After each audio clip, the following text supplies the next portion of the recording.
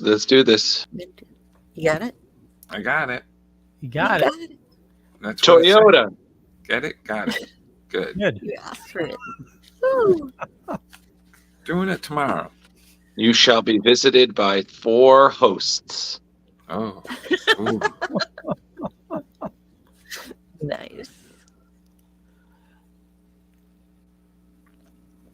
I am the past, for I am old. And I am the present because I am way too Muppety jolly. And Jar is clearly the future. And Justin, well, he's Mr. Dickens. Ain't that a Dickens? Marley Get and Marley. That's Leo and I. Kicking the Dickens? Oh, that's true. Marley and Marley. That's Leo and Justin. Marley. Ooh. But he was Rise dead. and shine, my sinners. When Father Evil starts his day, he gets a little deadly. Deadly Grounds coffee has the richest, smoothest flavor you'll find anywhere. It's sinfully delicious. Once you go deadly, you never go back. Order yours at getdeadly.com. Coffee's so good, it's scary.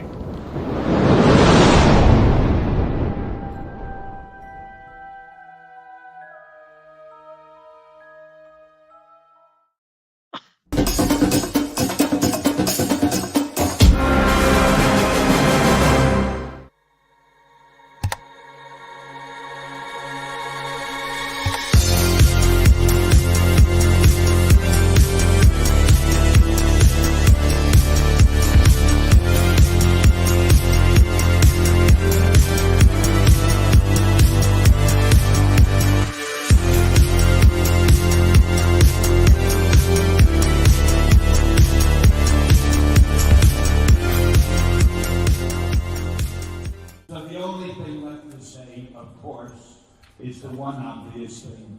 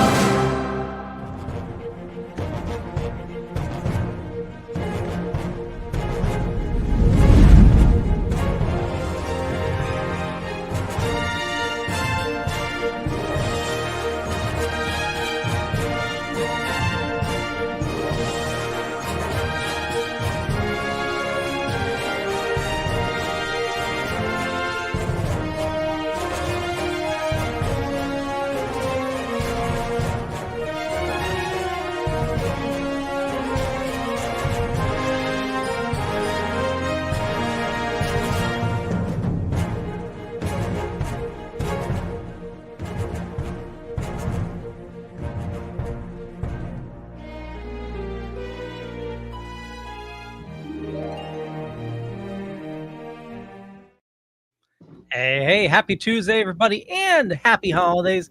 Today we have a very special episode of Splash Pages. We're going to be doing a live reading. It's going to be a lot of fun.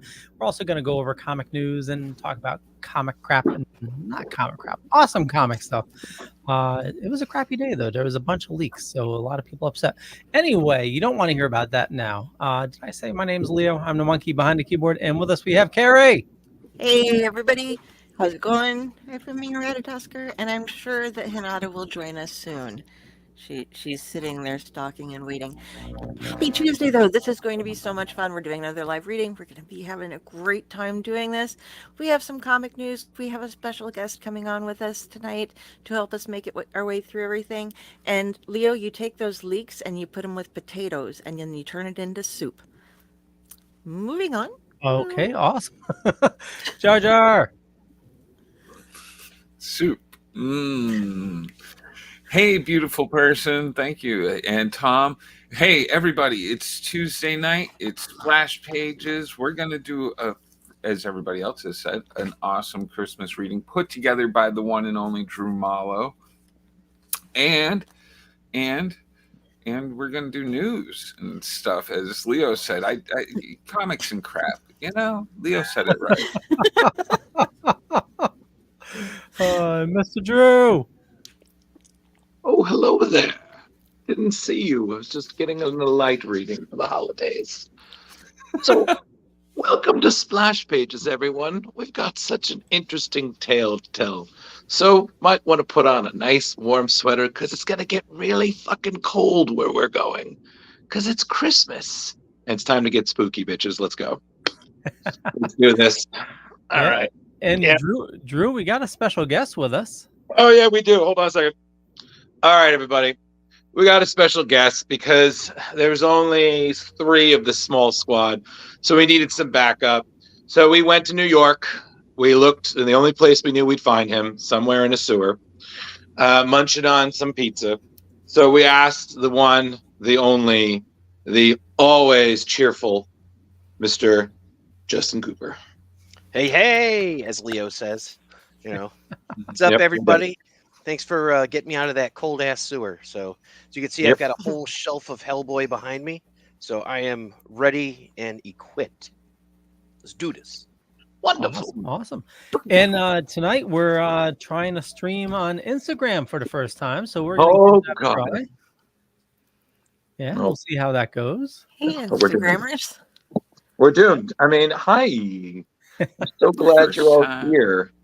So, Leo, I want to say that I've never wanted to tell somebody to get out so quickly in an episode with Kari with her leaks joke. I was like, get out. Well, speaking of the leaks, it's cool stuff, but it happened. I guess some hackers got a hold of some Sony stuff, Okay. and they leaked the actual completed game. Well, not completed. The build so far of Wolverine, Okay. the actual game. Okay. I saw that. Yeah, the and- timeline for Yeah, there's actual video online for it now. You can find it. Also, video online for the Venom game. Okay. But they also leaked, I guess, a bunch of personal information about the developers. And some nasty shit. So it's, a lot of people, I know we're excited to see these leaks, but it's also comes at a cost. And also a big leak for Suicide Squad that is looking really bad. Suicide Squad, the game. The storyline is completely. It's a hodgepodge of a bunch of shit. But yeah, it looks like it's going to be terrible. That's why the game won't have the actual playable storyline till after launch. Oh, weird. I thought it was just gonna be a multiplayer shooter game. Multiplayer. It's being Overwatch. launched as a multiplayer shooter, but then they're going to actually release a story-driven, like single-player campaign. Hey, everybody. Yeah, I just realized something. We are all wearing glasses right now. So you know what we want for Christmas? LASIK. Yeah. That'd be Well, I nice. plan on giving one of my eyes to the Baba Yaga. So Get out. Do come. John Wick? Okay, Leo. okay, I see someone hasn't read. Jeremy, it's your turn. You didn't read ahead in Hellboy, Piss did him you? off. Come on, before we hit the variants. It'll be great. We can all get kicked out. You're like, Yeah. Okay, first things first, you would love that because then you would have to cover the variants. So nice try, Sanderface. So listen, everybody, we have a great show specifically because, God, we're tired. We had a full year. Okay, guests, news, more guests, more news, so many variants. So we wanted to do something really nice. And it's a very somewhat known tradition that in English culture, the day before Christmas, or sometimes Christmas itself, they like to sit together and tell ghost stories. Now, ghost stories, of course, one of the most famous one being the Christmas Carol. So there's no coincidence that that's a ghost story. So everyone, you've been following tradition all along, but because we're Americans, we don't want to accept anything that's British. Lies. Okay, everybody accepts Doctor Who. But so we decided we were going to do something fun for the holidays, and who's spookier and more fun than Hellboy?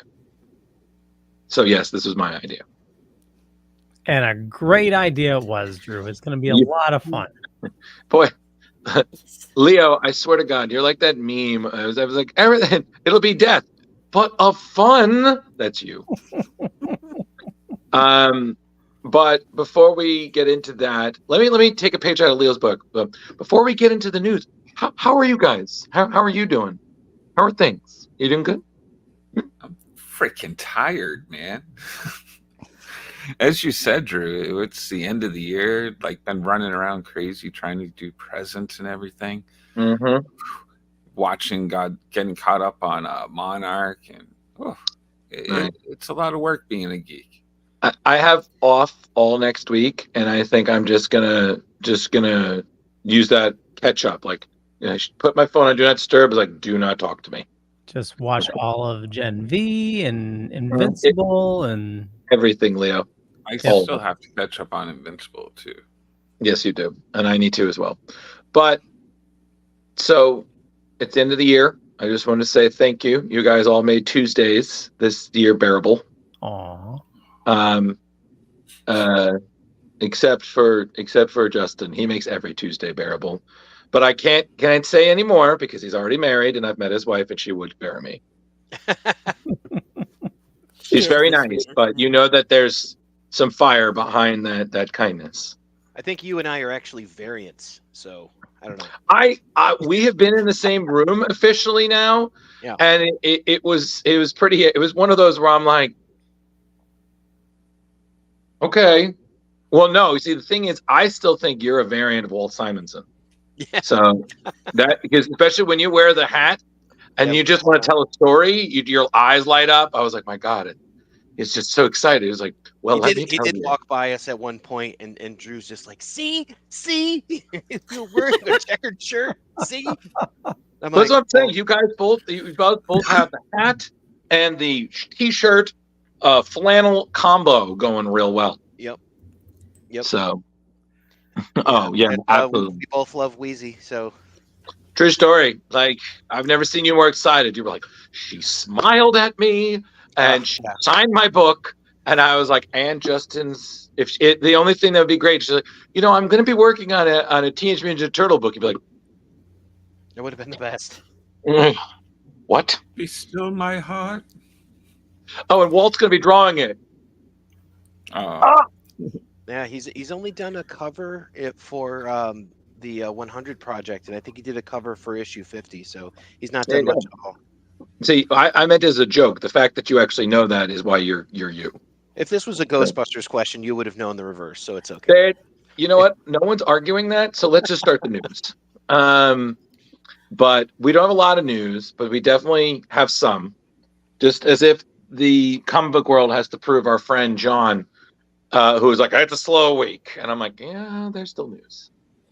Well, there's not news yet because you forget there's also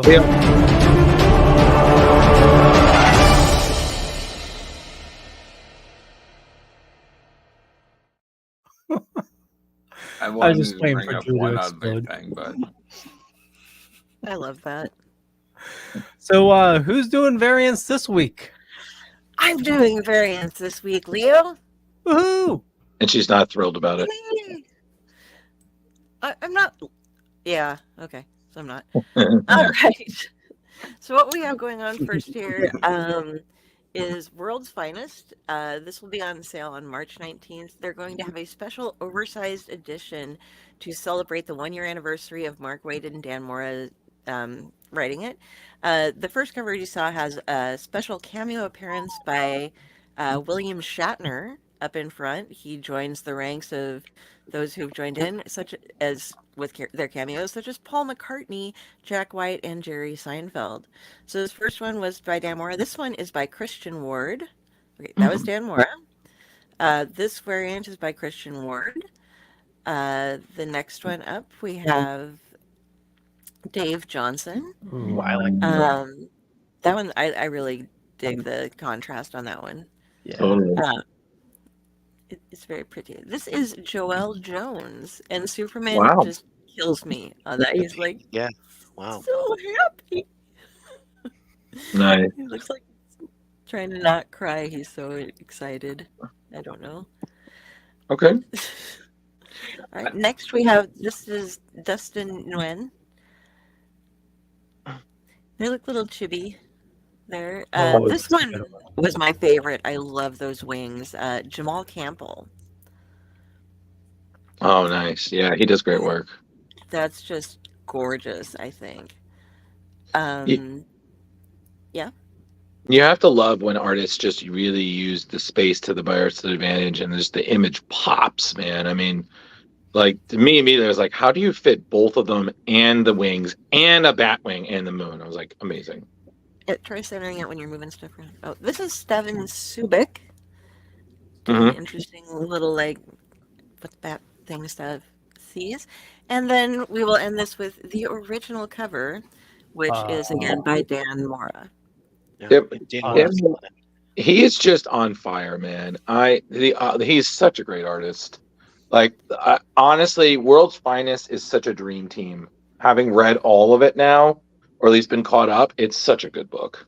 So Drew, I made a mistake when I forgot what show I was on. I was talking about that. It was either Dork Night or this one, where I said I started going back and reading the Mark Waid run of Detective, and I was mistaken. It's World's Finest, because I did go back like 8 issues and got caught up on Detective, and yeah, it wasn't that good. But World's Finest is so good. It's so good. I mean, and hopefully next year we're going to have Mark Waid on the show, so we can tell him how good we think it is. Yeah. So fingers crossed there.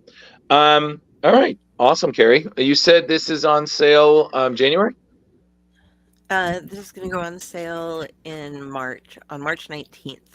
Oh, nice. So we got a while to wait, but it's an anniversary. I'm sure there will be more covers. In fact, I did come across an extra cover later on after I finished up doing all of this, but Such is life. I'll save that for the next section of them when they come out, because All we right. can never get enough covers.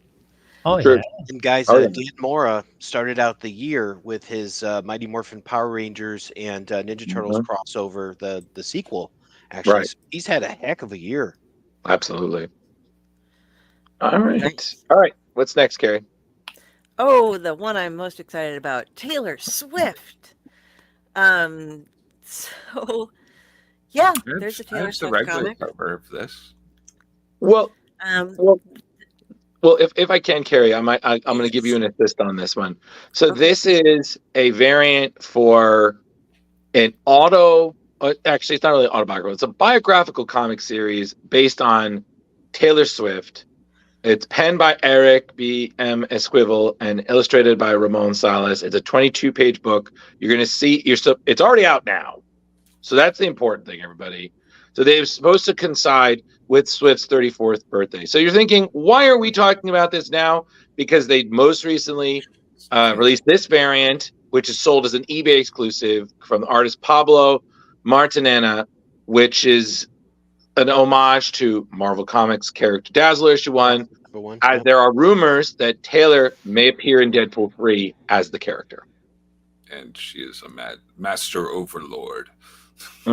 So, yeah, it's available online, Amazon, Barnes & Noble, digital download, all that. So if you're a big Taylor Swift fan, you're probably going to get this. We here at Splash Pages really don't care. and But the we eBay know exclusive. Philip over on Dark Discussions is a huge Taylor Swift fan, so I'm sure he will Huge. be huge. He's going to buy all the variants. We know it. He's already got Probably. You know.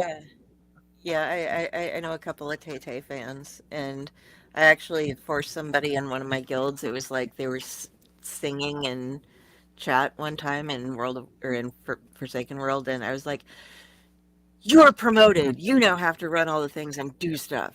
So, like, that's how I punish people. I'd give them promotions in the guild and be like, "And now you have responsibility." I thought their actual term was Swifties. Yes. Well, this was over a decade ago, and Oh, they okay. just Okay. the couple I was gonna called it say- Tay-Tay. I was going to say, Kari, when you said that they say you looked like trouble when you walked in? Just out of curiosity. I Okay, don't that's know. the only one I'm doing. Please move on. Get out. Yeah. All right, and this one is exciting. It's Muhammad Assur's Edge of the Spider-Verse foil cover. We're going back to the Wow. 90s, folks. Wow. Yeah. Foiled So, again. Edge of the Spider-Verse. The original cover was looking awesome, and now it's giving us a couple of hints towards some more of the characters that we might be seeing. We got some Miles action going in there. We got Spider Bite. We got Ghost Spider. We're going to eventually learn who Weapon 8 is. Mm-hmm. You know, we're getting some nice hints here. I have a feeling we're gonna get slowly eased into this. And Carrie, didn't they say that there's an all new kind of spooky one that we've yet to know their name or who the hell they are? Yeah, I think that might be well, there's Ghost Spider, and then they did say there's going to be a new one coming up that it didn't really give too much information about it. We're gonna have to get some, and they're gonna be bringing in Spider-Man from India and Arana as well. Okay. But yeah, it's the spooky new spider hero has yet to be announced. Cool. So we do not know yet. This will go on sale on February 21st, and then we will finally know. And it's only going to be, I believe, a 4-part series. So 4-part. Yep. So that's gonna With how bring many us all to tie-ins? theaters. All Don't of ask. Yeah, it's gonna be another one.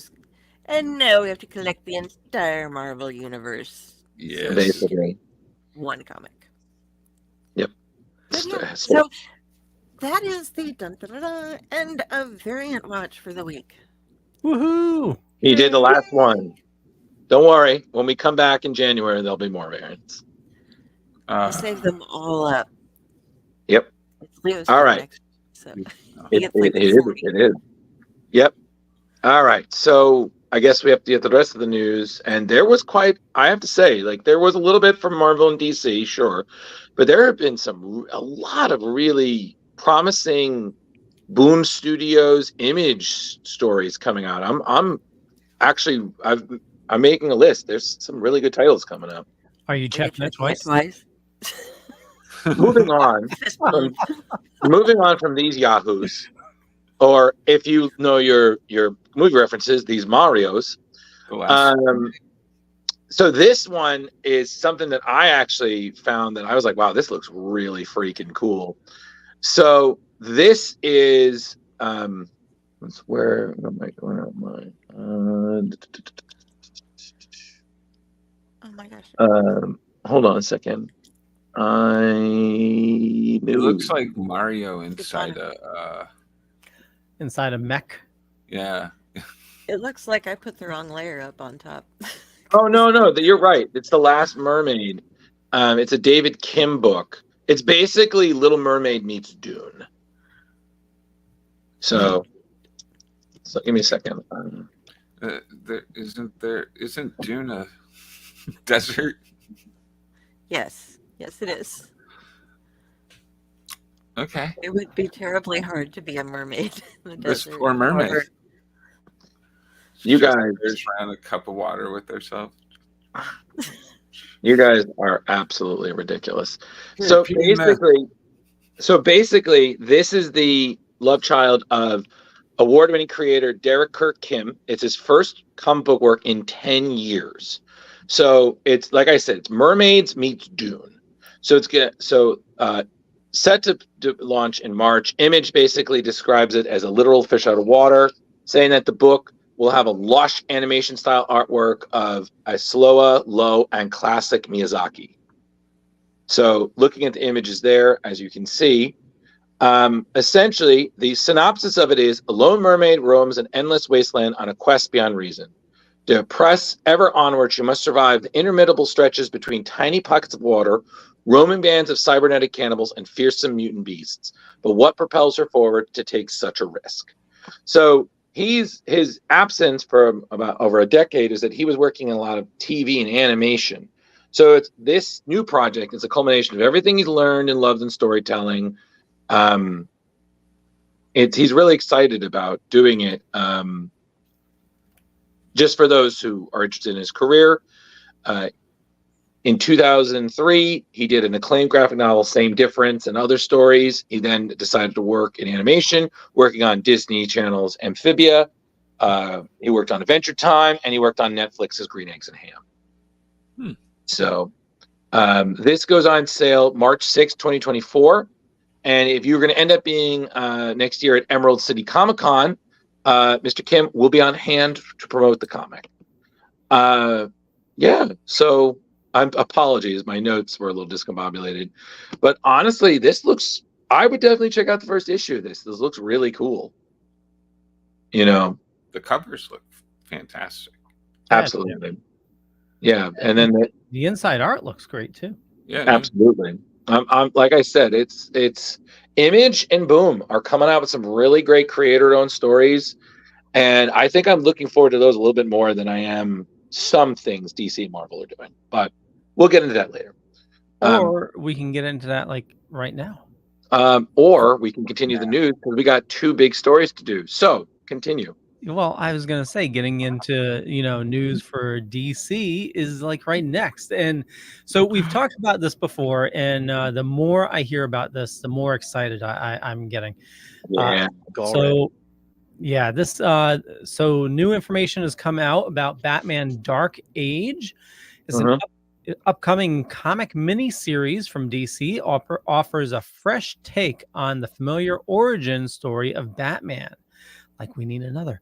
So this series is notable for blending Batman's early days with real-world historical events, adding depth and context to his well-known backstory. The creative team behind this project includes writer Mark Russell and artist Mike Allard, both recognized for their work on Superman Space Age. They're joined by colorist Laura Allard and letterer David Sharp. And it's going to be a 6-issue series featuring 40 pages per issue. It's set to launch first issue on March 26, 2024, with covers by Allard, Yannick Paquette, and Frank Quietly. I love his work. I forgot what he did. All-Star Superman. Yeah. So each issue promises to explore Bruce Wayne's transformation from Gotham's troubled youth to the iconic Dark Knight. Against the backdrop of significant historical events, Batman: The Dark Age aims to present a unique and engaging narrative showcasing familiar characters in a new light and deepening the lore of Batman's world. That's so cool. It's cool. Yeah. Look at that style too. Like you could just see the little glimpse of like 1950s culture or so, if that's where they're putting it. Earlier, like the 2 clown lamps and all that. Yeah. Actually, I think this is taking place, I want to say during World War II. Okay, so 1940s. All right. Yeah. Yeah. Well, honestly, I think this is such a great idea. I mean, comics are a fantasy, but interweaving them with historical history, like it kind of reminds me of that Spider-Man story. It was Life Story, where Spider-Man through a time and he's actually aging. So you saw him you start in the 60s. Yeah, that's a great one. I was telling Leo about that. Yeah, absolutely, that's a great one. But yeah, I mean, listen, Mike Allard, he is a fantastic comic book artist. I've said that for years, and I'm just glad to see more of his work because, by God, he really does have a style that's just absolutely unique. Well, I'm. Yeah, the artwork is amazing, but I'm more excited for a down to earth and getting back to basics type of Batman story. Oh, come on! You loved it when Batman jumped from outer space. Well, Leo, considering that again, the stories always seem to be putting Batman through the ringer, I can kind of understand that. Yeah, yeah. I mean, it's definitely interesting to see where Chip's going. Yeah. Okay. It'll be good for a new story. All right. He's doing so much, man. I just read his newsletter and it's just like, and bam, bam, bam, bam, bam. He had like 4 huge things to talk about. So. Yep. All right. So what's next on the docket, Mr. Pond? Kari. The giant size, the Incredible Hulk. All right. So we have got Giants, the 50th anniversary. Marvel's 50th anniversary giant size celebration. is coming out to honor the stories from the 70s, and Brian Hitch is doing all of the covers. This cover is a reprint of Incredible Hulk 372, part of Peter David and David Keown's character-defining run. But it's still written by Philip Kennedy Johnson with the art by Andrea Brocardo, and they're who are doing the Incredible Hulk right now, which, if you're reading it, is super awesome and incredibly So dark. It's a good. follow-up to the Immortal Hulk. It's got like the mother of monsters has their eldest child has called up and they're throwing all of the monsters in the Marvel universe to go after the Hulk, hunt him down, and so he doesn't catch a break, either as Banner or the Hulk. There have been witches, there have been undead mine preacher monsters, all sorts of different things have been going on. And so we're going to get to meet a new monster called Patchwork Jack in this Incredible Hulk, giant sized. So Don't forget that the fight between Hulk and this new villain is going to be taking place amongst the explosive train ride. So, wow, how cool is that? Hulk on a train. Well, yeah, as you can see, the train isn't looking too good in the background there. And you can pick What this a up train on- wreck. Get out. I hope you bought a ticket. No ticket, Leo says. Well, and it's going to have to be at night because Hulk only comes out at night anymore. Really? What? It's good. Yeah. Oh, so they got a he's sleeper bannered. car. He's bannered. You can get this on April 3rd, 2024, though, and we'll find out if indeed it is a sleeper car or not. I And don't know. also, on top of it, Carrie, I mean, Yes. Philip Kennedy Johnson, who's just wrapping up his long arc with Superman for Action Comics, I believe.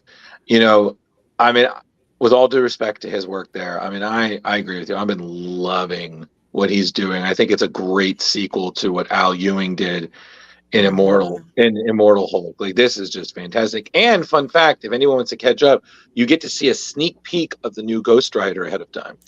Yeah, you do. We're up to issue 6 of the Incredible Hulk right now, Yep. and we've gotten to see the new Ghost Rider, and we need to see more of what's going on there. I'm waiting for the next issue on beta. I got Carrie. I'm done. It's okay. Don't let your hair get on fire. I'm gonna drink my iced coffee. There you go.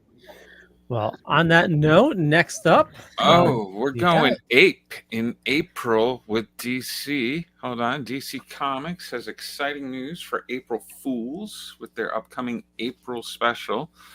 48-page one-shot set to release on March 19th, which is like almost 2 weeks before April 1st. But don't worry about it.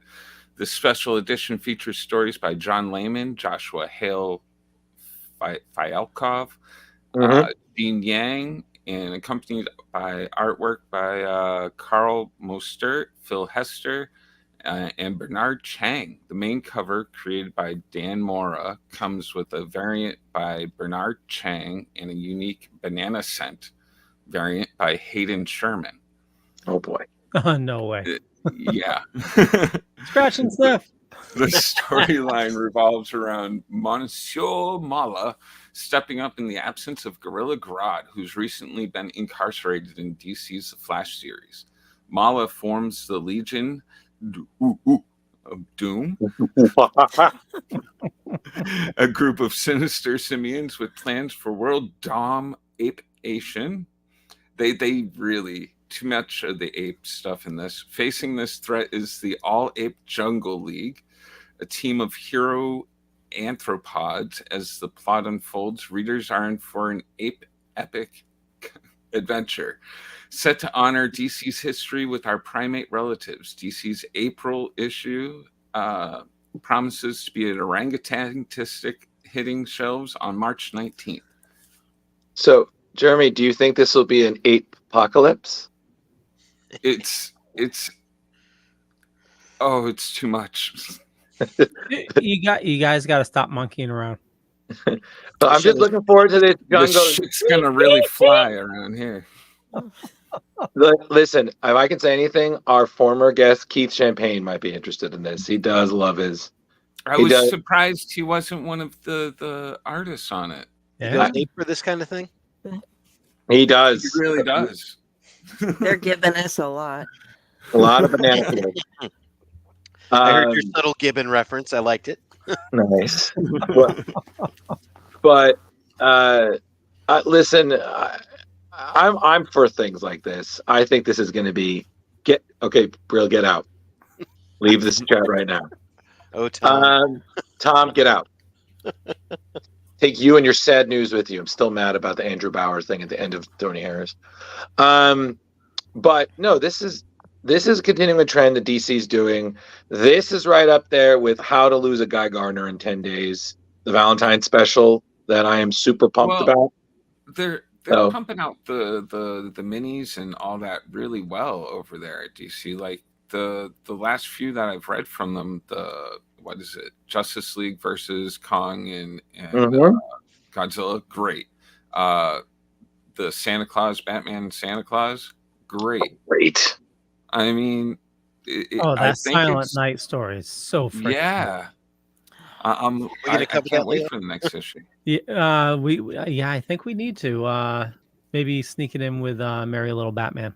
Nice. Yeah, please do it. How was that? Merry Little Batman was really good.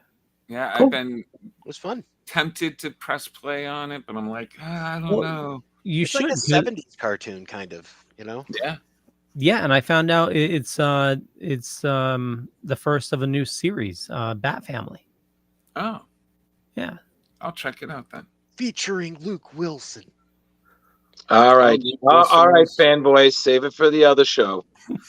All right, let's keep it rolling. The Luke Wilson podcast. Yeah, the Splash Page Luke Wilson podcast. All right, so this is something I'm actually intrigued about that's coming out. Spider-Man revisits the mystery of the Proto-Goblin. So, in this new upcoming series, Spider-Man Shadow of the Green Goblin is a 4-issue limited series promising to reveal Osborn's darkest secret. We have J.M. DeMatteis, a long-term collaborator from our dearly departed Keith Giffen, who's also very well known within his Spider-Man work, and Michael Sta Maria.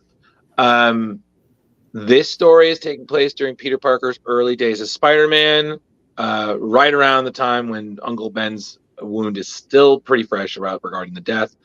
But this will revisit something that even I forgot about, the mystery of Nels Van Adler, who was the first person that ever actually had the fabled Green Goblin formula. The character who made his first and to date only appearance in 1997 Spider-Man issue 1.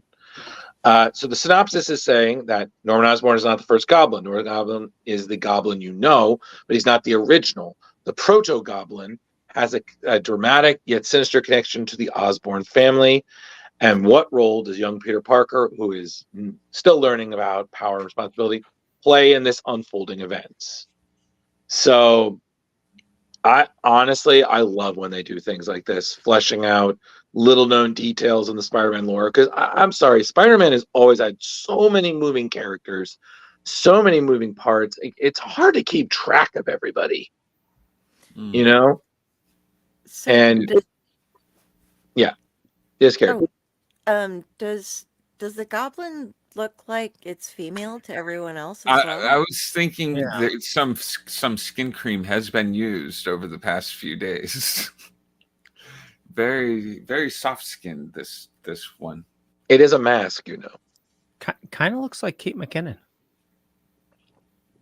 A little bit. Only Yes. you, Leo.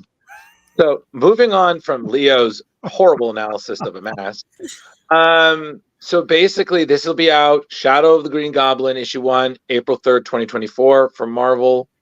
I might also check this out just because I'm curious to see what JM does. I mean, come on. This is the guy who made Kraven the Last Hunt, the trademarks issue series it is.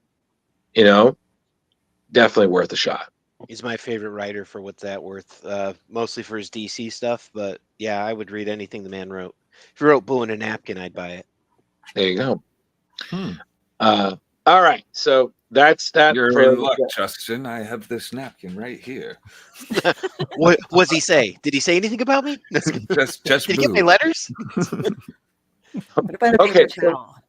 All right, so we're gonna move on before Justin explodes. Whoa.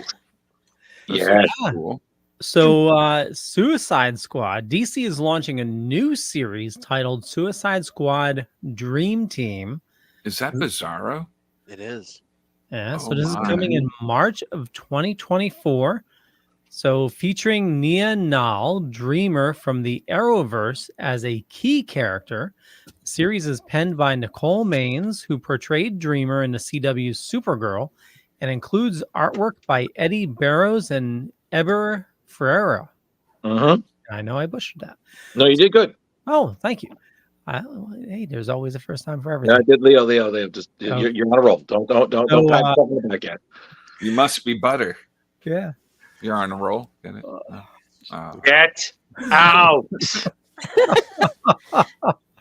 So the narrative unfolds from the events of Titan's Beast World, which is going on right now, with Amanda Waller assembling a new Task Force X.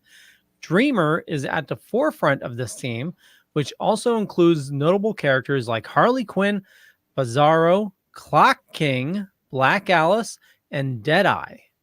So, issue number 1 of Suicide Squad Dream Team showcases a main cover by Barrows and Ferreira, with alternate variant covers by artists Riccardo Federici, Sweeney Boo, and Gleb Melenkov. Additionally, character sketches by Barrows are also revealed. The series delves into Waller's view of metahumans as significant threats, using them for her ends. Dreamer, known for her precognitive and dreamwalking abilities, becomes a central figure in Waller's plan to control the chaos in DC Universe, particularly during the Beast War.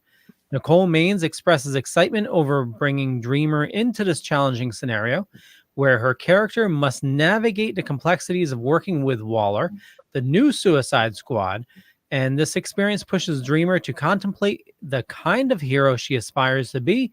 This comes at you March 12th, 2024. I'm good. I'm sold. That sounds pretty good. Yeah, I'm pretty interested, actually. I Yeah. want to see Bizarro working with Amanda Waller and Bizarro and Harley together. That's going to be nuts. Listen, weirder Suicide Squads have happened. And I think the crazy thing is that we're really seeing Amanda Waller as establishing herself as she always was, but my God, is she such a threat to the DC universe? Especially if you're reading Beast World, what she did to help initiate that, holy shit, she is cold-blooded. Like wow, and beautifully portrayed by Viola Davis, especially in James Gunn's The Suicide Squad. Well, also, and Peacemaker as well. I got to give her that too. Yeah, I'm not familiar with the Dreamer character, but I didn't really watch CW. But it's interesting that they're kind of merging those worlds.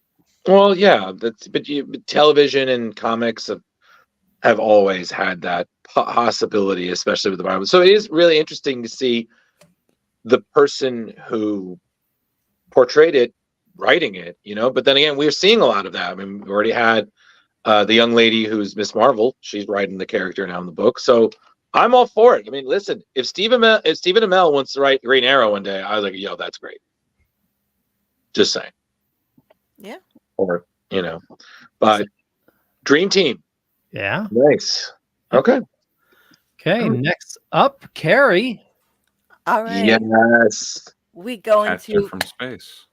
Boom Studios, and they have just revealed that I'm going to give this a shot, guys. Pornsak Pichetshote will be writing a new series, and this is going to be Man's Best is the name of it, with artist Jesse Lonergan.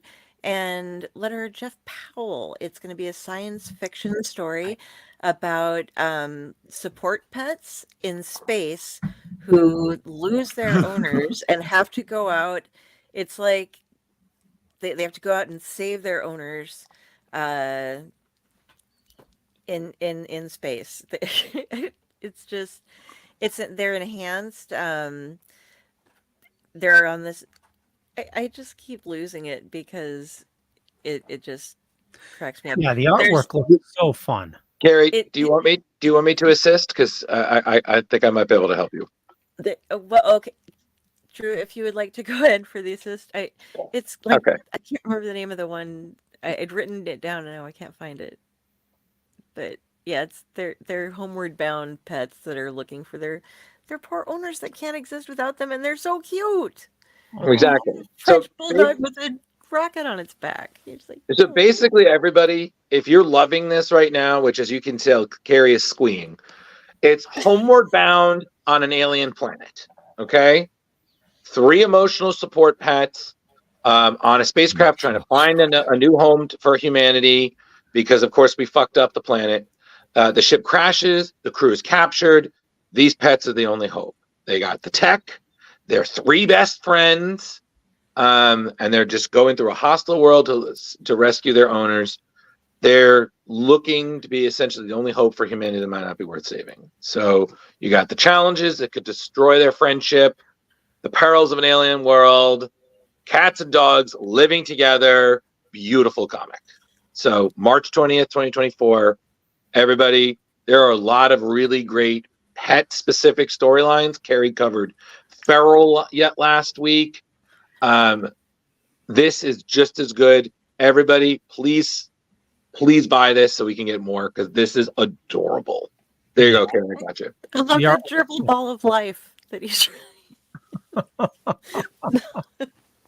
You guys recall there was a book like this, and I forget if it was called like 3 or something, but it was about like 3. Grant Morrison and Frank Whiteley did 3. Yeah, okay, yeah. That was a pretty good book. Mm-hmm. Yeah, I thought the same thing when I was reading this. I was like, so this is kind of like 3, but more homeward bound. This cover gets me. I don't know why. The cat face just gets me so much. I don't know why. Like they're it's just so cute. But yes, this is definitely going to be on Splash Pages. We're going to all read this and squee. And heck, it's a new series. We could always see about getting someone on it on a show. So, and they could teach me how to pronounce their name. It would be awesome. Dear God. All right. So March 20, 2024, everybody, ask your LCS to get you a copy and enjoy. Totally. Jar Jar, you're next. Oh, speaking of characters being brought from the screen to the comics, you got DC Comics has a rich history of characters originating from adaptations making their way into the comic book world. Notable instances are Harley Quinn, Superman's pal Jimmy Olsen, also made his debut in a radio show. Did not know that. Adding to this, yeah, I learned that reading this stuff. I was kind of shocked. I was like, that's interesting. And adding to this tradition, a character initially conceived for Green Lantern, the animated series, has now found a place in the Green Lantern comics. Razor! Yeah. Great character. Green Lantern number 6, crafted by Jerry Adams. Zermanico? Yeah.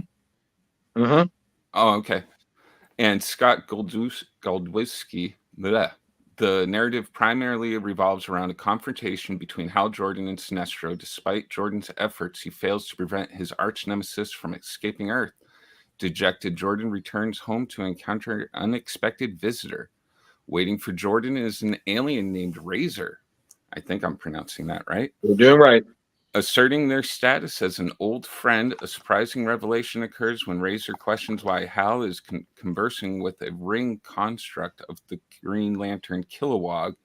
It turns out that Kilowog sharing a trailer with Hal Jordan on Earth was merely an illusion. This twist is as unexpected as the appearance of Razor, a character previously confined to various animated series. Hailing from planet Volcrag. Do you guys want to know all about his backstory? Are we pretty good about? Are the pictures showing a great? Pretty much. All right. I mean, I'm a fan of the show, so when I saw this, I was just like, my God, if we see Aya, the I physical never watched intelligence, the show. How you it's should. good, huh? It's really good, and especially because from the get-go, you have the Red Lanterns, you have the Green Lanterns there. You got Aya, which is an artificial intelligence. Which, fun fact, was modeled. Her appearance is modeled after Razor's wife, who he did lose, which is just another reason why he became Red Lantern. Yeah. So he. The point of this character is that eventually he would find peace, and essentially, almost there's a hint that in forsaking the Red Lantern, he would possibly become a Blue Lantern. Yeah. So could be we're seeing that, or seeing his character in a completely new direction. Either way, fan favorites always get a shot, everybody. So it'll be interesting to see what happens too, because when you take the ring off as a Red Lantern, your heart stops. It's true. Mm-hmm. Yeah, that's the sacrifice when you switch core. I mean, there have been some exceptions. Yeah, well, Guy Gardner, obviously, Hal Jordan. Yeah. But yeah, so that's out now, everybody. If you want to check that out, I definitely know one of my best friends, Leroy, who's a big Green Lantern fan. He posted this immediately, and I was like, "Oh, we got to cover it." So, absolutely. So, hopefully, more there. Okay. Cool stuff. And last item is going to be Drew. Yes, more Ultimate news, everybody. So by Jeremy's soon-to-be favorite artist, Peach Momoko, these are character designs that she did for Ultimate Storm and Killmonger, who we will see debut in April's Ultimate Black Panther issue 3. So as we know, this is a completely different new Ultimate Universe compared to the last one. For instance, Black Panther will be working to protect his Wakanda from the armies of Moon Knight and Khonshu, who essentially wish to conquer the nation. So the difference here is that Storm, who, as we know, in the 616 universe, was at one point married to T'Challa, she's actually paired up with Killmonger in this one. They work as freedom fighters fighting against Khonshu. So apparently their influence will help convince Black Panther to lead Wakanda out of hiding and into the fight against these characters.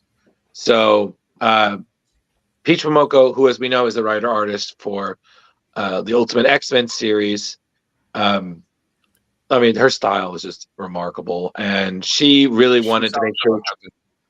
Yep, she's having like the best year ever too. Like 100%. How she was writing, that's awesome.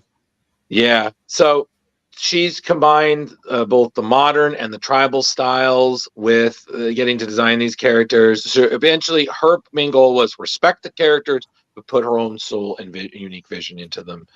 I think she definitely. Who did that other cover? Is that a David Finch cover? No, that's Stefano Caselli. Oh, okay. All right. Still beautiful. But yeah, I mean, honestly, I'm still super pumped. I've already asked my LCS to get me each of the issue 1s because I want to see where they go. So if you like what you see from Black Panther, which is going to be coming out next year, please, this issue drops April 17th, everybody. Why go Marvel when you can go Ultimate? Boom. There we go. There's the news. Yay! News. Wait, hold on. We got to do the Muppet. News. I'm good. All right. So I know Justin's I'm like, afraid to jostle my computer and I'll lose you all. All right, everybody. So now it is time for what you really came here for. It's time to get Crisis, Christmas. What are kids calling it now? Merry Xmas. X gonna give it to you. It's All right. Christmas Underground. Yes. So. Well, so I just wanted to give a quick overview. So we're going to be doing a live reading of Christmas Underground. And let's see, stage directions will be by Mr. Justin Cooper.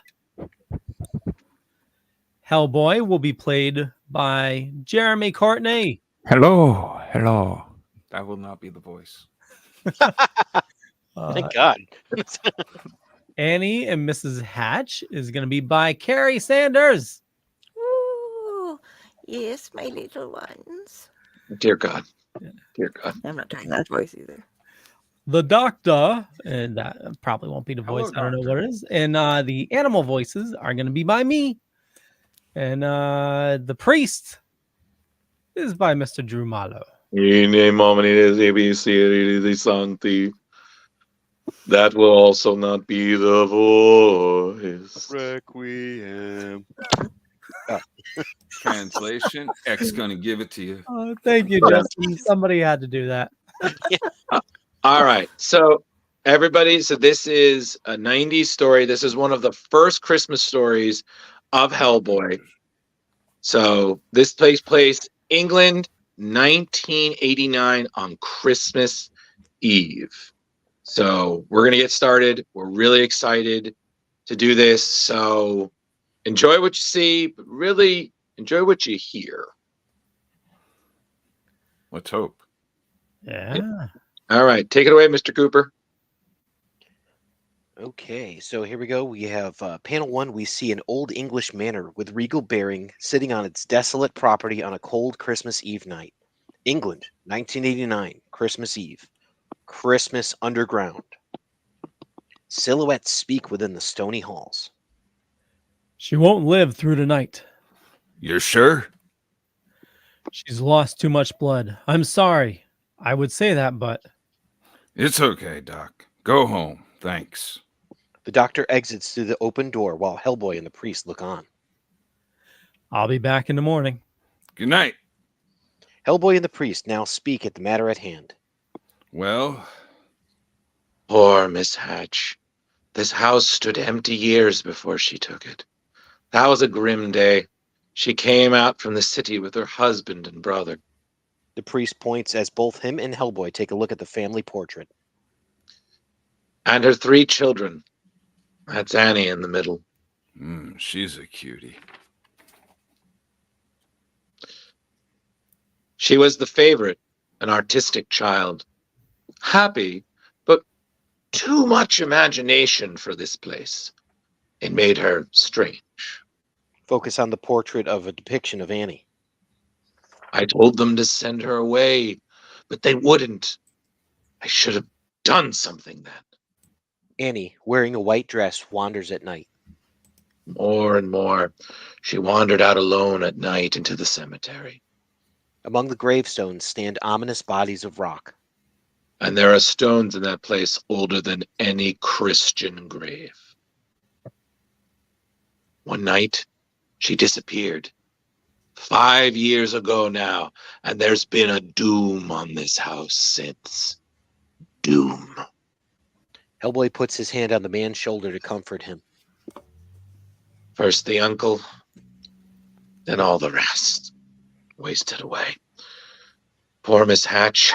She's the last one. Why don't you fix yourself a drink?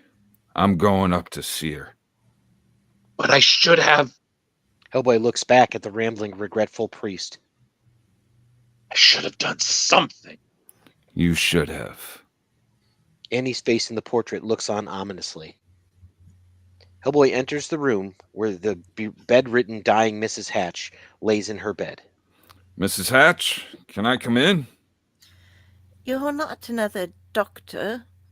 No, ma'am. I'm glad. Hellboy sits at the end of the bed where Mrs. Hatch lays. I don't need any more doctors. How do you feel? Old, Her old, wrinkled face looks on with absolute certainty. dying.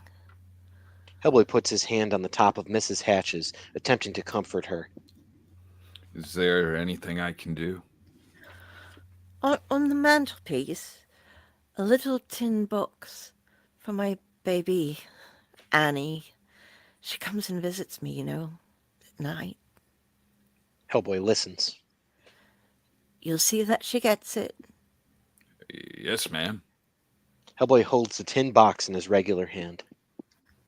You promise? I promise. Mrs. Hatch is getting weaker and weaker. I knew you would. You thought I didn't recognize you. Hellboy looks back at her while standing in the doorframe. Ma'am, We see instead of Hellboy, a hooded festive version of Santa Claus. You are Father Christmas.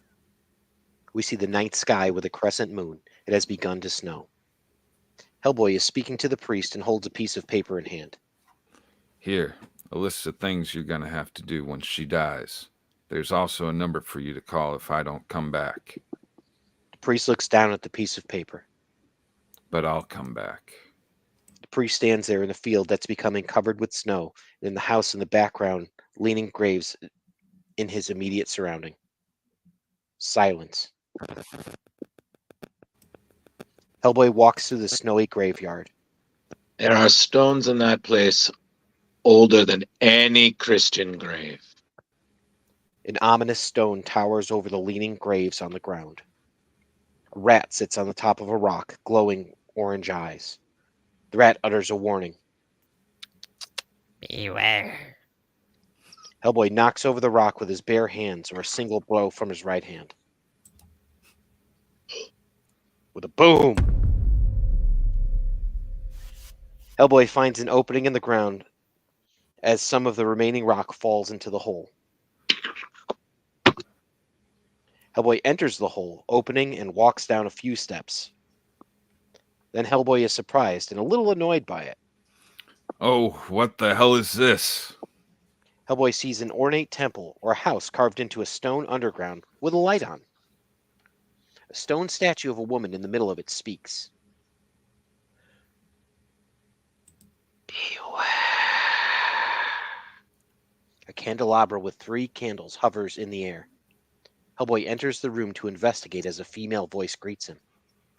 Who's this bold stranger? Quixote? Annie stands next to the floating candelabra. Lancelot?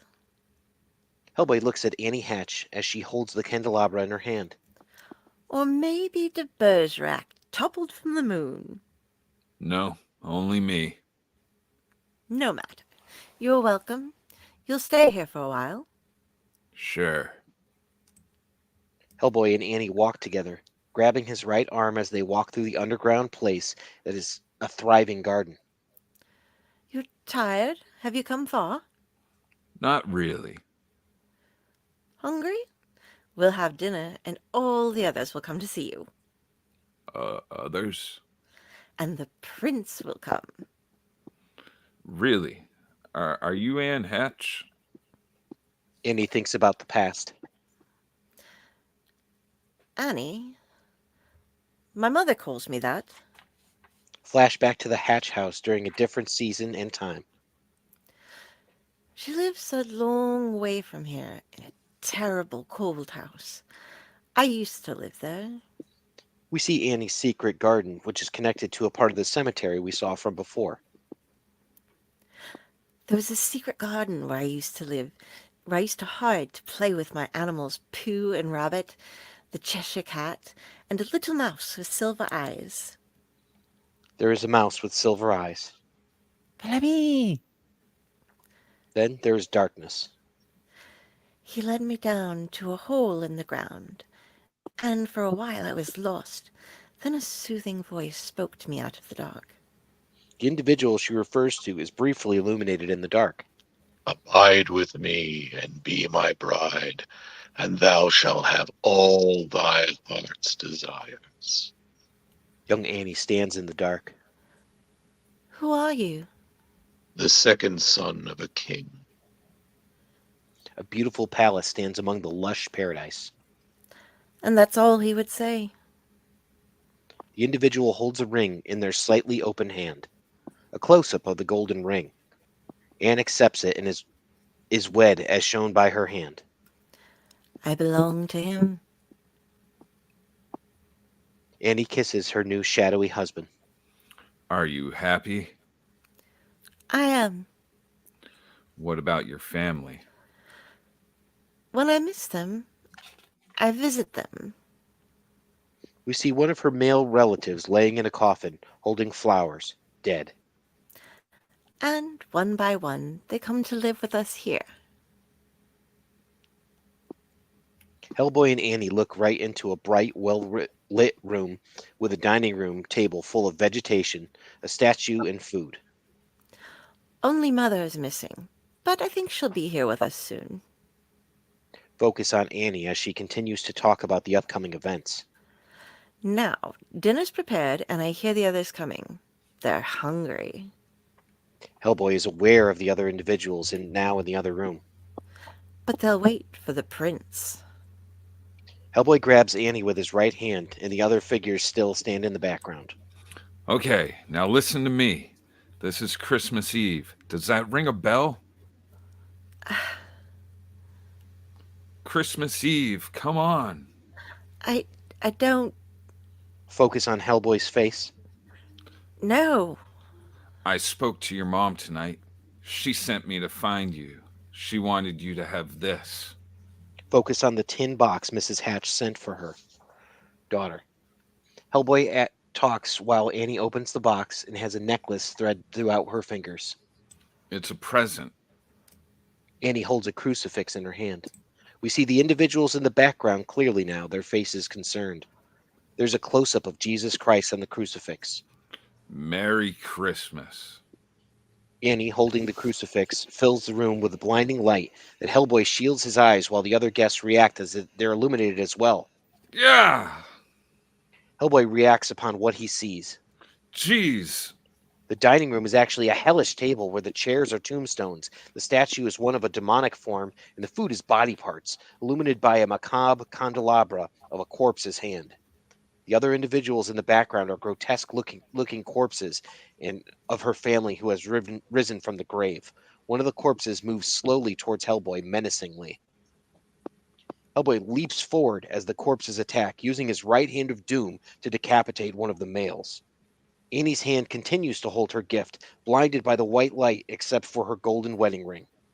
Hellboy strikes another blow with his right hand against the decrepit female member of the attack party. Annie's wedding ring slips off her hand. Hellboy is focused in the battle, his right hand in front and center to deflect any and get ready to throw another punch. Annie's former wedding band begins to change shape. Hellboy notices what is happening. The wedding ring begins to resemble a reptile as an arm slowly appears. While the corpses stand still in the background, Hellboy is puzzled by his odd-looking golden newt. Hellboy grabs the creature with his right hand as the entity speaks in an undecipherable language. This creature exhales a great barrage of fire from his mouth. Hellboy shields himself, barely from the fiery blast of light. I abjure thee, vile spirit. The priest stands, focused on his words in proclamation. Draco nequissimi, by the judge of the quick and the dead, by thy maker and the maker of the world, I adjure thee. Hellboy stands, the fire having burnt away his jacket. He is still smoldering. By him who has power to send thee to hell, I adjure thee. Hellboy stands with smoke billowing off him now in what appears to be the underground cavern of a stone basement. The priest stands above Miss Hatch as he finishes giving her her last rites and sacrament before she passes away. Not in my infirmity, but by the virtue of the Holy Ghost, depart from this poor woman. God Almighty hath made her too good for you. Evelyn Margaret Hatch, rest in peace. We see a piece of wood from the bed frame or post whose bottom has been carved into a stake. Hellboy notices Annie's shadowy lover, the prince he's heard so much about, standing in one of the doorways. By the sign of the cross of Jesus Christ our Lord, who with the Father and the Holy Ghost liveth and reigneth one God, Focus on the prince appearing like a man. forever and ever, world without end. We see Hellboy's face, ready to go. Come on. Anne's now ex-husband reveals his true massive supernatural form, and Hellboy stands ready to fight. That's it. Crawl out of your rat hole. Hellboy's right hand cracks the creature with an uppercut. Wham. Take it like a... The creature doesn't let him finish the sentence as he hits Hellboy back with enough power to take him off his feet. Ugh. Some of the stone underground breaks, sending fragments everywhere. We see Mrs. Hatch's now empty mansion while the snow continues to fall. The stones in the cemetery stand still and lean as it snows. The priest stands out, waiting in the snow. More stone flies everywhere as the battle continues. The priest is caught off guard and the ground cracks open while the battle underground hits a particularly high note while it's still snowing. Focus on Mrs. Hatch's now empty dark mansion. Zoom in on one particular room. The failing Miss Hatch speaks to her long-lost daughter before dying. Annie, is that you? I'm here. I'm so cold. Annie's presence or spirit is bright among the drab surrounding of her mother's bedroom. Forgive me for that. Mrs. Hatch's nearly lifeless hand reaches for the flaming, thinly decrepit hand of her daughter, wrapped in the necklace of the crucifix. And don't be afraid. The window of Mrs. Hatch's bedroom are now bright and continues to snow outside. I'm with you now. The dark, crooked chasm in the ground is illuminated only by snow. Hellboy is being tossed backwards by his enemy, and it hits him with another booming punch. Ah, you can do better than that, big monster like you. Hellboy taunts the creature as he moves higher ground. Oh, that's right. You just pick on little girls, son of a... Hellboy is scratched across his chest by the creature's clawed hand. Yeah! A single sound echoes across the snowy sky. Hear that? The creature reacts in horror at the sound. Church bells. The church bells from the nearby town echo, announcing Christmas Day. Midnight Mass. Hellboy stands, his chest ripped up and bleeding, but still victorious as the creature's form withers to almost nothing. Christmas. Hellboy watches the creature's nearly skeletal corpse falling back into the darkness of the chasm, defeated and dying. Guess you should have stayed underground. The church's castle-like tower continues to ring its bell. Hellboy's eyes look on. The creature formerly known as the Prince is nothing more than a deformed skeleton in dissolving bones. Hellboy and the priest talk afterwards as the snow-covered cemetery grounds. Mrs. Hatch is dead. I couldn't do those things to her. The wooden stake and the cutting. I'm sorry. Yeah. Hellboy and the priest watch Mrs. Hatch and her family as her family's home burns, the fire billowing smoke into the Christmas Day skies. What about the fire? I didn't have anything to do with that. I was with her till the ground began to shake. I came out here, and next thing I knew... It's all right. Fire's the best thing for her now. Let it burn. Poor woman. Yeah, was a nice old lady. Hellboy stands still, looking at the burning home, remembering the events that just happened as the priest silently looks on. She saved her little girl, and she thought I was Santa Claus. So Merry Christmas, Mrs. Hatch. Focusing on the burning part of Mrs. Hatch's home that was once her bedroom. Wherever you are. The end. Yo, that was awesome. We did it! Holy shit. Jeremy, I swear to God, I don't even want to do Hellboy now because you did so good. Oh, you Yeah, have I to. did. I told you it was perfect for him. Serious. Yeah, I just want to say, Justin has been hyping this for because I've talked to him about doing audition. He was like, yo, Jeremy would be perfect. And I'm He's just got like, that good raspy deepness to him. I'm just Yeah, I saying know. it was good. I got Just chills when cool. that bell came. yo, and then Kari, your aunt, I'm sorry, your Annie was awesome, but your Miss Hatch, holy fucking shit. Yeah. And there was a difference in them. That was great. Yeah, I'm sorry, that the Father Christmas is one of my favorite Hellboy scenes, and you just nailed it. Like I cannot wait when Leo just does the only audio version with the images. That shit's gonna make me fucking cry. I know it. Well, that's really hard to do when you're talking to yourself too, and to go back and forth. I know. Kari did great. And I noticed that. I'm like, oh, she's got to have a conversation with herself. Great job. See, now I'm worried because now I feel like my Hellboy is just not going to be deep enough. So it's just going to find like I'm trying to follow Jeremy's. I feel like now I'm the David Harbour. Like he was the Ron Perlman. This one I get to go high on though. I've been waiting to do Professor Broom.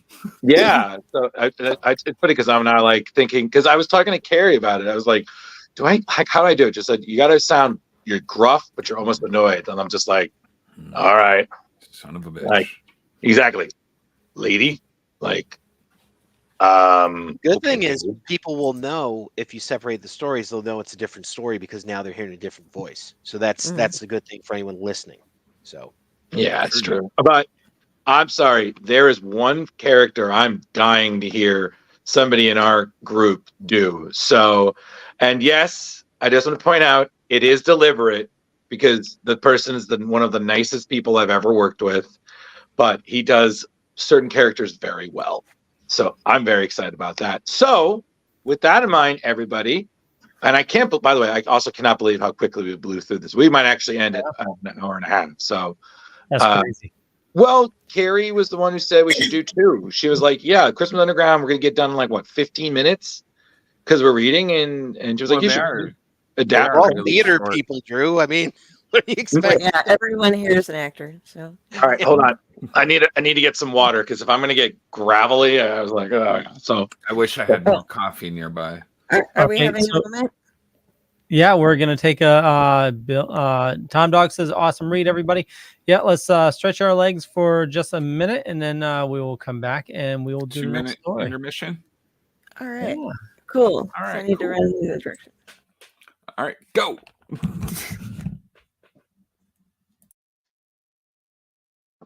Did everybody enjoy my Catholic school coming out when I was doing the priest? Of course. Oh man. Oh boy. I gotta find my Hellboys. I thought that was it. That was it right there. Yeah. Crap. Yeah, maybe I should do it like that. Like, hold on a second. Is it that no thanks. Thank you. We're really trying hard. That's right. Crap. All right, let's do this. There you go. Did you get a chance to read this one, Dustin? Krampusnacht? I've read all these. I own all these. Okay. All right, good. We're on the same. I have all the loose issues. I've got Hellboy in Love, Young Hellboy. Yeah. I just started collecting the giant robot, which was really crazy. So yeah, side note, everybody. I actually was talking to the artist for a nice chunk of Hellboy and the artist of Giant Robot, Duncan Fegredo, who is extremely pissy right now with everything, but he didn't say no to being on the show in the future. So there's also Craig Russo, and Zach Howard, who we've met. So absolutely. Hopefully those are great ones. Oh, absolutely. I mean, Craig is great. I especially love his work on Young Hellboy, but I also have a soft spot for his adaptation of Batman Return of the Joker from Batman Beyond. Great guy. We were supposed to interview him at Rhode Island last year, but I forgot to drop by his booth. We had a lot going on that year. But yes, so Krampusnacht. And we have some creative choices here that I did not tell anybody except 1 or 2 members in this. So we're definitely going to get a different level of spooky. But I'm very excited about this. This is again another sinister one, but I think you're all going to enjoy this. So let's do this, man. Let's get nuts. Gotta wait till we're all here again. I know, but I'm sorry. I'm still over the moon. Just like I could listen to you guys adapt a Hellboy story any day. Like, what a great cast. I still want to do the Wolves of St. August, you know. God, yes. But I call the wolf. Fair enough. I mean, now I feel like I definitely want to adapt my favorite two-parter, Hellboy, Batman, Starman. Oh, that's And- a good one. And so Jeremy obviously would be Hellboy, and I, of course, will be Starman. And I don't know. We could make Leo's dreams come true and have him be Batman. Actually, that would be great to see Leo as Batman. I would love that. Yeah. So maybe for the future. His eyes. Leo is Yeah. Batman. What do you mean? Have you ever seen the two of them in the same room at the same time? No. You know, I really Oh, haven't actually. You know, but it's okay because I still think I'm still trying to dissuade from you and Beaker are the same person. So That's true. Me? all right. So we got water. We refueled. Someone definitely went to the bathroom. I got a lozenge. So I just want to go over this real quick. So we're going to be talking about Hellboy Krampusnacht. And for the stage directions, again, we have the fabulous Mr. Koopa. It's doing so good. And doing Hellboy and the Priest, Dr. Mollo. I'm so excited. I'm a little nervous. I'll be fine. I'm good. Okay. I'm good. Let's go. Okay, the Christmas song lyrics, Ghost Woman and Liz Sherman is the awesome Kari Sanders. Yeah, you get to hear me sing again. I will be doing Wilhelm Schultz and Krampus. I have no idea how I'm going to do it. It's Do it gonna like be a your shock Joker. to you. Yeah, do it like Joker. I thought Yeah, about it. And the Ghost Children. I can't wait to hear this. The Ghost Children is going to be incredible. Young Boy, Professor Broom, I don't know Jeremy how I'm going to Courtney. do multiple. I don't know how I'm going to do multiple voices of children. I'm going to be Oh, like, hey, no, over wait. here. No, Jeremy, we're gonna. It's gonna be a kind of a thing where we're all gonna chime in. Oh, So- okay. Yeah, You I said really you wanted said to get I that. was just going to be like, Yeah. We're gonna get that real creepy angle, and don't worry, Leo's gonna edit out all of our banter before the read, so it's gonna be great. But yeah, so I'm really excited about this. I just side note, this is an Eisner. I believe this is an Eisner award-winning issue. This is one of the few that I have signed by Mike Mignola. Being a huge Christmas fan as I am, this is truly a beautiful one-shot that is both seasonal and terrifying. And of course, our resident horror culturalist, Miss Sanders over there, was more than happy because it was either going to be this or what we're going to do. It's a very merry Cthulhu Christmas. So, hey. How about the corpse? That's good. I can't Oh, try for all either. Yeah, I forgot about the corpse. Right. All right. Next time. All right, everybody. So we're going to get started. So I don't know. Hope you got your cocoa ready because it's going to get chilly. Okay, here we go. All right. So we'll just dive in, correct? Yes, sir. Okay. Hellboy Krampusnacht by Mike Mignola and Adam Hughes. We see a snow-covered cemetery. God rest ye merry gentlemen, let nothing you dismay.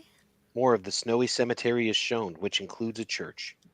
Remember Christ our Savior was born on Christmas Day. Hellboy walks amid a snow-covered forest in the cemetery, church along a nearby village in the background. To save us from all Satan's power. Hellboy hears something that catches his attention during this trek. When we are gone astray, please. A well-dressed female spirit that almost blends in with her snow-laden environment stands and speaks to Hellboy. A small box dates this story as Austria, 1975. Save my boy. The spirit turns to disappear in the woods, her dress billowing behind her as Hellboy tries to address her. Lady. Hellboy runs after her, brushing against snowy branches and trees. Hey, wait. Hellboy looks outward. His face is a mix of confusion and bewilderment. Hellboy sees nothing but untouched snow, save for one item left there deliberately. Please. The item is an old toy that appears to be an elephant on wheels that one would pull on a string. Hellboy looks through the empty, snowy forest, but now sees an impressively sized house with lights on in the distance. Tidings of comfort and joy, comfort and Hellboy. The door to the house opens to what appears to be an older man who carries a cane and calls out to welcome him. Hellboy, hello. Come in, come in. Hellboy continues to walk forward towards the open door, looking grouchy, likely cold. Mr. Schultz, Wilhelm Schultz. Mr. Schultz acknowledges that it is he, and he beckons to welcome Hellboy into his home. Ah, yes. Come in, please. Hellboy is inside, where he sees a well-lit fireplace and a dining room table full of food with nicely decorated yet slightly empty dining room. You'll stay for supper? You were expecting me. Of course. Mr. Schultz and Hellboy continue to talk while we see a close-up of the set table and all the prepared food. But please, sit. Help yourself. No thanks. This will be about that business at the church the other day. That's right. It's a flashback. Mr. Schultz stands looking sheepishly while the furnishings of an entire church, candles, pews, books, flowers, chairs, etc., are all levitating in the air before a shocked priest. Good Lord! No, sir. Hardly that. Hellboy speaks, his background illuminated by the fire. You scared the crap out of a lot of people. Mr. Schultz talks, his beard and wrinkled face illuminated also by the fire. And made a rather expensive mess, I imagine. I'm sorry about that, but I heard you were in the neighborhood and thought it might be the sort of thing to get your attention. Hellboy stands overlooking the meal as it was prepared specifically for him. So I'd come to dinner. Mr. Schultz pours wine into 2 glasses as Hellboy stands silently. Yeah, you'll have a drink at least. Mr. Schultz and Hellboy's right hand clink their glasses together and cheers. Cheers. Hellboy and Mr. Schultz both down their drinks together in the silhouetted living room. Hellboy reaches into his chest pocket of his signature trench coat. Thanks. Now, apparently, you told Father Mueller that you weren't really human. Hellboy holds his left hand in his left hand an old-fashioned, nay, ancient drawing of a creature. That, in fact, you claim to be this guy. Mr. Schultz holds a depiction of Krampus. Mr. Schultz looks at the drawing. It's not a very good likeness. The old man hands him back the drawing and almost looks cheerful in spite of what he says. There should be a lot more blood. Hellboy tucks the drawing back into his jacket chest pocket while Mr. Schultz puts his glasses back on the table. Okay, you're gonna have to bear with me. Over there, we've got Santa Claus and the elves with the toys. Over here, Hellboy continues to talk while Mr. Schultz's focus is occupied elsewhere. you've got St. Nicholas and his monster sidekick, the Krampus. While Nick's handing out toys, Krampus, that's you. Hits the bad kids with sticks and rides them around in a basket. I guess so they'll be good next year. Next year? No, once I've had my hands on them, they never see another year. Hellboy isn't thrilled where this is going. Yeah. Mr. Schultz is staring at his reflection, contemplating what to do next. You don't believe me? You need convincing? Hellboy's eye focuses. Mr. Schultz breaks the mirror with his hand. Mr. Schultz tosses something shocking towards Hellboy to catch. Have a look at this little fellow. Whoa! What the? Hellboy holds a small child's skull in his hands with glowing green eyes. Little Gottfried Huber, Salzburg, 1832. Hellboy's eyes glaze over at the same color of glowing green. See how he ended his days? Little boy plays in his room, illuminated by a single candle, alone. The little blonde child plays with the toy, the same toy that we saw earlier in the snow. Little Gottfried looks to the left. Mama? Gottfried cries out as a clawed hand reaches out towards him. Ah! His elephant toy flies in the air among the blood-red black background. Hellboy snaps out of the trance, releasing his grip with both hands of the skull. Son of a! The skull falls to the ground with a clunk. Hellboy is shocked by what we can see in the room, which is now illuminated by a different light, casting a shadow. Now you know. What the hell? Exactly. Mr. Schultz's real form as Krampus is revealed as he stands next to his cabinet, which is full of other skulls, presumably of his other victims. Hellfire, smoke, and pandemonium. Do you remember the place? I don't, though I know I was born there. So what crime did I commit to be sent here? This cold world, this prison. What could I have done to deserve this? And how long am I bound to stay? You have been here barely a minute, while I have endured hundreds and hundreds of years. Krampus, they named me Krampus, I have been. We see Krampus's face with his tongue waving around. Long enough. I am tired of it. Kill me and send me home. Hellboy raises his gun and fires at the creature. Okay. Blam! Krampus yells out as the bullet hits home, a spatter of blood spewing forward. No! Krampus knocks Hellboy's gun out of his hand. Not like that. Krampus grabs Hellboy's leg and swings him around, hitting the fireplace hard enough to crack the stone. That's a man's toy. I'm a prince of hell.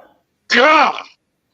Krampus throws Hellboy at the table, scattering all of the decorations and food everywhere with a big brack. Krampus strikes Hellboy across his face with his open claws. Do it now. Hellboy strikes Krampus with his right hand, the blow sending the creature backwards. Oh yeah! Boom! Krampus crashes into his cabinet with a big smash, scattering glass of his skull collection everywhere. Krampus springs forward, his rotting flesh having peeled away to reveal a demonic goat skull with glowing red eyes, with the glass, skulls, and chains from his handcuffs everywhere. Yes, kill me. Krampus hits Hellboy again, this time the blow driving him so hard into the floor it causes it to splinter. Kill me. Gah! Krampus stands above Hellboy as he lies there on the floor, still reeling from the blow. Kill me. Jeez, I'm working on it. Krampus grabs Hellboy by the shoulder, his claws digging deep into draw blood. Give me Krampus grabs Hellboy by the throat, his hands wrapped around Hellboy's neck as he is slammed into the wall with a bam. Kill me. The skulls lay there on the ground with shards of glass and bone between them, almost as if they're watching the fight. Krampus's blood-red demonic eyes seem crazy with anger and frustration. Kill me. Hellboy is beginning to lose consciousness due to the lack of air. One eye open at the other one is closed. working on it. We see the elephant toy from before still laying in the snow. The elephant toy now is joined by an old-fashioned toy soldier and a ball, both protruding out from the snow as well. Hellboy is randomly back in the snowy forest, similar to the one before. He's confused by the sudden change of place and time. Hellboy's eyes as a voice calls out to him.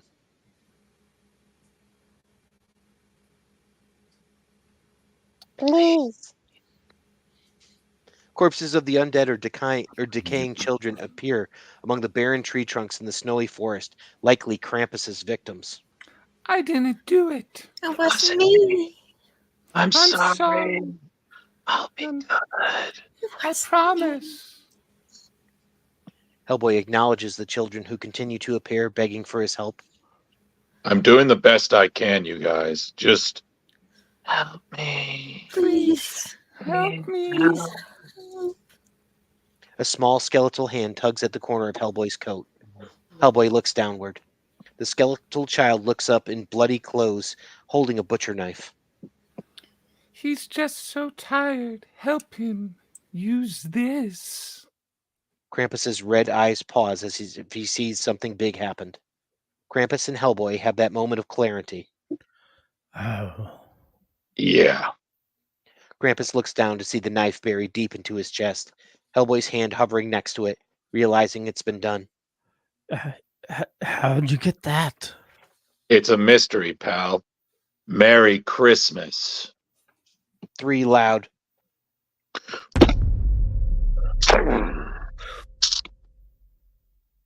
Attract Hellboy's attention. Now what? Krampus is down on his knees, feeling that his death is finally imminent, surrounded by the skulls of his victims. Hellboy stands there, still trying to understand what's happening, as the ghost child from before appears before him. Thank you, brother. I don't think so. And what's that noise? Bones. A chest in a random part of the house opens to reveal a human skull. This house is full of bones. More skulls pull out of the cabinets and the drawers into the house, spilling into the floor. More and more pour out of the closets and off the shelves of this house of death and horror. Skulls on the floor begin to smolder and billow smoke. Krampus enjoys that his final wish has been granted. Free at last, Krampus's face realizes that something is not right. Wait. Krampus looks at Hellboy, who is simply standing there, watching all this transpire. What's happening? Something's wrong. Krampus falls on his back, writhing in pain.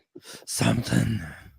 Krampus' body transforms into the shape of that of a large ram or goat. Krampus' form shrinks a bit more before stopping permanently. White doves, likely the spirit of Krampus's victims finally able to rest in peace, fly out of the windows and chimney of the house into the night sky. Hellboy braces himself against the wall, happy the ordeal is over. Krampus, animalish corpse, lays there, still with the knife embedded in his chest, as one of the skulls. Well, that was something.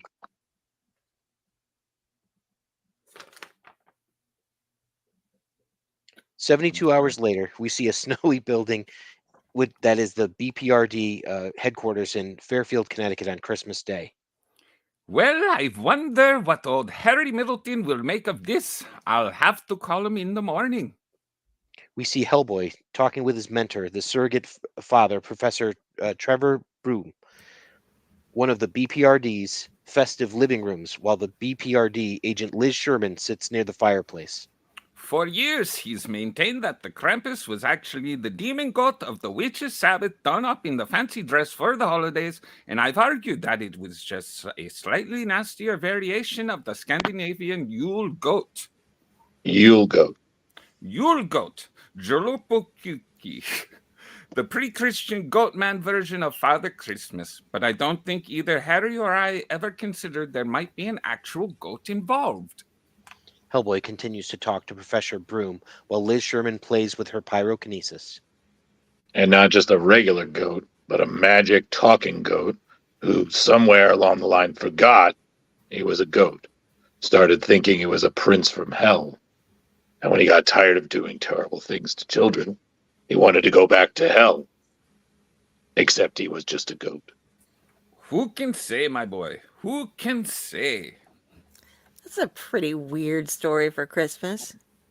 Professor Broom encourages Hellboy with a pat on the shoulder while talking to Liz as well. There must always be ghost stories at Christmas, Elizabeth. And you, thanks to you, those poor children will finally receive a proper burial and rest in peace. We see the tops of the snow-covered graves, possibly from a cemetery at the beginning of the story. Hellboy adds his last thought before sipping his drink. And that thing, too. Whatever it was.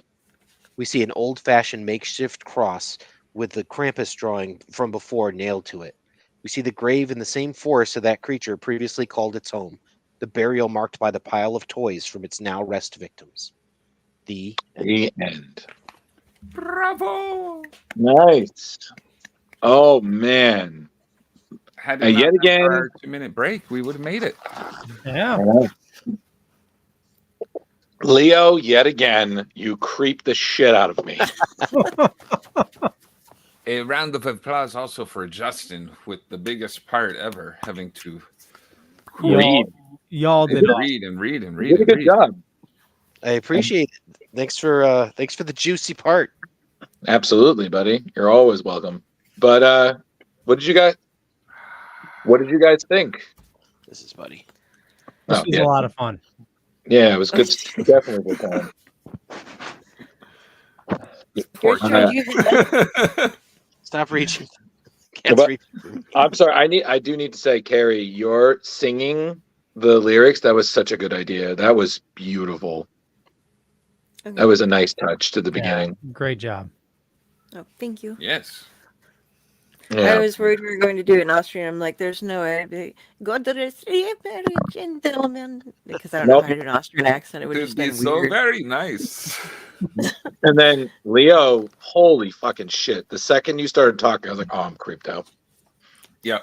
Yep. I was like, oh God. And yeah. And then Carrie, you did good. And Jeremy, you I I was don't know how on to say mute. this. You did Ghost Children well. I Professor was awesome. was like, son of a bitch. Yeah. I think I eventually found my Hellboy voice. I think in the beginning I was kind of searching Oh, I for it. think you did really well. Yeah. Yeah. Your Sounded help was great. great. I still, I'm sorry, I'm the harsh critic. I still think Jeremy's was great. The tone and I everything. appreciate it. I like Yeah. them both. So, that's Hey. the thing. So, There you go. different Listen, eras. listen. You know what? It's okay because we, it's the best part. We can have one Hellboy and two Hellboys. Yes, we can. You know. Absolutely. All right. Well, guys, I have to say this is a great way. This is just a boost to the holiday spirit. And Oh, honestly, next week up, huh? indeed, we're gonna. So everybody, this is officially the last show of Splash Pages for 2023. Because the holidays are going to wreck us worse than Miley Cyrus's Wrecking Ball ever did. We are going to take some time to be with friends and family, recover. Not really think about what our bank account looks like, Justin. But honestly, and I'm not going to speak for everybody here, but I do want to say thank you so much for everybody. It's been a great year, and we've only watched this show grow, and we have some wonderful plans for next year. So if you're thinking bigger, better deal, you'd probably be half right. But thank you so much for taking the time to be with us. We really appreciate everyone who comments, subscribes, talks about the show. We wouldn't be where we are without your support, and we thoroughly appreciate it. We're at the 300. 301. We broke over Oh, 300. Thank you guys oh, so much for our Christmas Trey present. Uno. I'm sorry, you said 300, and I was like, no, I'm not taking this shirt off. But I tell you what, you guys should do at your next milestone is you should have the loyal audience choose what the next read is going to be. Oh, I like that. Yeah, get us to three. What do you think? 350, 375? Oh, that's. I mean, I was thinking 500, but still. Yeah. Let's do 500. It'll be a big push to 500. And, Okay. Let's set a goal. Do we want to hit 500 by February 1st? I mean, sorry. I'm sorry. That was out loud. That's a steep March goal there. 1st. We'll do March 1st. No, Leo, let's be reasonable here.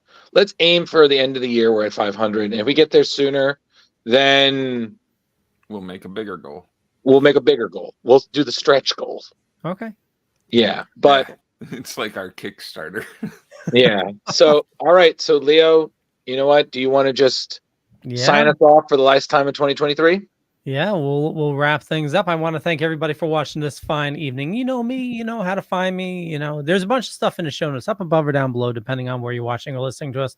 And I run the Dorkening Podcast Network. There's a lot of awesome shows doing a lot of awesome stuff. Head on over to thedorkening.com and you can find some awesome shows. I'm sure Justin will tell you a couple of his as well.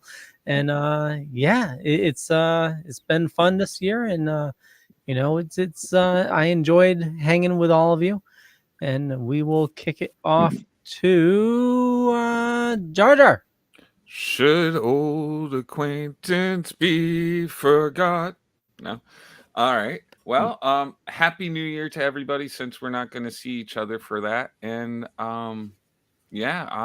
check out the new episodes of The Re-Education of Nancy Ann Ritter, which I'm shocked people are actually watching. So you'll have friends to watch with. Just keep coming back to Splash Pages every Tuesday night, because we've got a lot coming up in the next year that's pretty big, and it's going to be a good year to watch. Every year is a good year to watch. Yeah, totally agree. Mr. Justin Cooper. Hey guys, congrats on the year. Splash Pages, great show. You know, when I'm not on, I'm watching. So, and so is my family. Congrats. Thanks for having me on this. If you like this sort of thing, you can check out my show, Epic Tales from the Sewers, where we go through the Ninja Turtles comics in a very similar fashion, just without creepy Leo reading and without the melodious sounds of these folks. Leo would be a great Splinter. He might be a good Splinter, right? He totally would be. But our other show on the Dorkening is The Dork Night. It is a Batman-centric podcast, and Comics Paradox, which is all about the multiverse, Elseworlds, and what ifs. Yeah, definitely going to be big this year with DC doing more Elseworlds. That's right. Awesome stuff. Miss Kari Sanders. Hey, everybody. You catch me here on the Dorkening. You can catch me on the Owleye Network, which is now with the Dorkening, and we are taking breaks. I just was waving at you with my puppet on backwards. Ratatosker says hi. We're taking breaks on pretty much every show I'm on. Yeah, hi, how you doing? For the holidays, but that gives me plenty of time to write up some stuff. Hello to everybody over that has been watching us off of the Hellfire Entertainment Media group Facebook page, because you guys have been making a big difference, and we've been getting a lot more viewers on all of the shows that we've been sending there. So thank you guys, and have a happy new year, and merry whatever you celebrate, or if you don't, just have a good time. Yeah. Awesome. Yeah. Mr. Drew. Hey everybody, I'm Drew Mollo, and right below me is my Instagram, because I'm tired of saying it, because these schmucks will always put it out. So if you want to get in touch with me, I'm on Facebook. I don't do a Twitter. I'm on Instagram, and we've got so many great things in the works for next year. A lot of stuff that's you're going to have to stick around to see what we have up our sleeve. But thank you so much. Seriously, it's been a great year, and and we really honestly hope that if you like what you're seeing here, be your own hero. Start your own show, like there's no limit. I mean, heck, Kari started off as a fan and now she's a part of the show, so anything is possible if you want it hard enough. And honestly, if you do, we would love to welcome you into this weird, wonderful world of podcasting and being a fucking nerd. So I enjoy it, even though these people drive me crazy every Tuesday. And thank you again for staying with us. The best and most happy holidays to all of you. Whatever you celebrate, whether if you're a Santa, whether if it's celebrating Hanukkah, Kwanzaa, Yule, whether if you're an atheist, whether you're a Scrooge or Grinch, okay? You do you. And have a great holiday season. And as always, Merry Christmas, you filthy animal, and a Happy New Year, too. If you're a serial killer, take the time off. Drew, you left out Satanists. Are you going to discriminate? Nope. Nope. We did a Krampus story. We talked about hell. We're good enough. We covered bases. All right, everybody. Well, thank you so much for joining us. We were so close. We were almost at an hour and a half. All right. Next time. Maybe next year. But thank you, everybody. Be well. Happy holidays. And read more Hellboy. Ooh. Bye, everybody. Thank you.